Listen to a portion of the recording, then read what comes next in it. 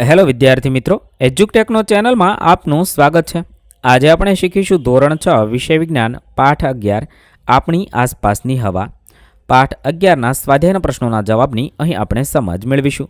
તો ચાલો શીખીએ પાઠ 11 આપણી આસપાસની હવા।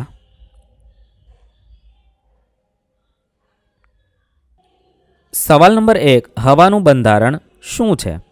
હવામાં નાઇટ્રોજન, ઓક્સિજન, કાર્બન ડાયોક્સાઇડ, પાણીની વરાળ અને બીજા કેટલાક વાયુઓ રહેલા હોય છે। કેટલાક ધૂળના રજકણો, ધુમાડો તથા ફૂલોની પરાગરજ પણ તેમાં હોઈ શકે છે। સવાલ નંબર 2, વાતાવરણનો કયો વાયુ શ્વસન માટે જરૂરી છે? તો વાતાવરણમાં આવેલો ઓક્સિજન વાયુ શ્વસન માટે જરૂરી છે। 3, દહન માટે હવા જરૂરી છે તે તમે કઈ રીતે સાબિત કરશો? કોઈપણ પાત્રમાં થોડું પાણી ભરી તેમાં મીણબત્તી મૂકવાની છે અને તેને સળગાવવાની છે। હવે આ મીણબત્તીને ઊંધા પ્યાલાથી ઢાંકી દેવાની છે। પાણીથી તે હવા ચુસ્ત બનશે। દહનની ક્રિયા દરમિયાન ઓક્સિજનનો ઉપયોગ થશે અને કાર્બન ડાયોક્સાઇડ વાયુ છૂટો પડશે। હવે થોડા સમય બાદ ગ્લાસમાં રહેલો ઓક્સિજન સંપૂર્ણપણે વપરાઈ જશે અને મીણબત્તી ઓલવાઈ જશે, જે દર્શાવે છે કે દહન માટે હવા જરૂરી છે।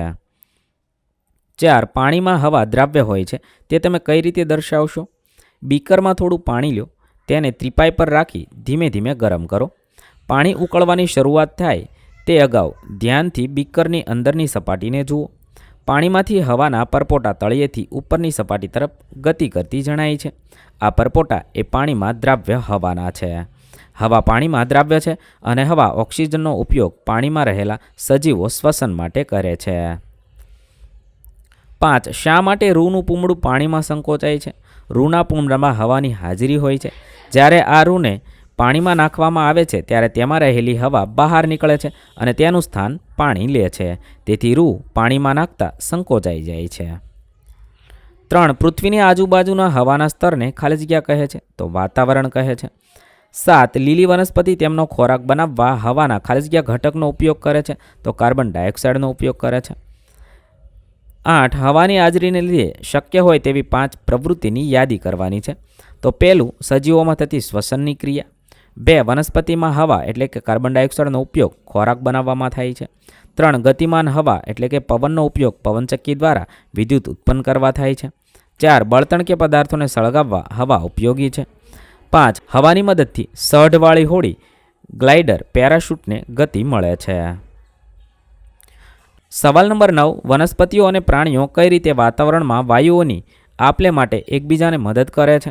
તો વનસ્પતિ અને પ્રાણી બંને શ્વસન ક્રિયા કરે છે। તેઓ શ્વસનમાં ઓક્સિજન વાયુ લે છે અને કાર્બન ડાયોક્સાઇડ વાયુ બહાર કાઢે છે। વનસ્પતિ વાતાવરણમાંના કાર્બન ડાયોક્સાઇડ વાયુનો ઉપયોગ કરી પ્રકાશ સંશ્લેષણની ક્રિયાથી પોતાનો ખોરાક બનાવે છે અને ઓક્સિજન વાયુ વાતાવરણમાં દાખલ કરે છે।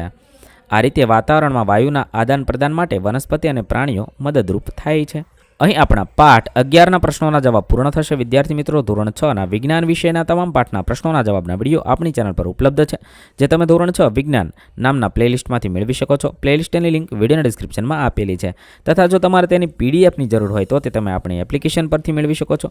એપ્લિકેશનની લિંક પણ વિડીયોના ડિસ્ક્રિપ્શનમાં આપેલી છે।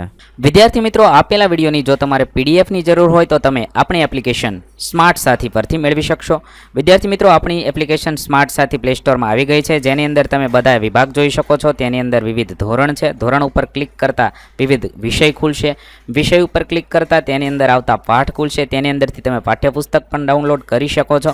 તેની અંદર આપેલા પાઠમાં ક્લિક કરતા તમે પાઠની પીડીએફ, સ્વાધ્યાયની પીડીએફ, સ્વાધ્યાયન પોથીની પીડીએફ, પાઠના વિવિધ વિડીયોઝ, સ્વાધ્યાયના વિડીયોઝ, સ્વાધ્યાયન પોથીના વિડીયોઝ બધું જોઈ શકો છો અને ડાઉનલોડ પણ માત્ર એક ક્લિકમાં કરી શકો છો। વિદ્યાર્થી મિત્રો, આપણી એપને સપોર્ટ કરજો, ડાઉનલોડ કરજો। થેન્ક યુ દોસ્તો। એજ્યુકટેકનો ચેનલ તરફથી વિડીયો નિહાળવા બદલ આપનો આભાર।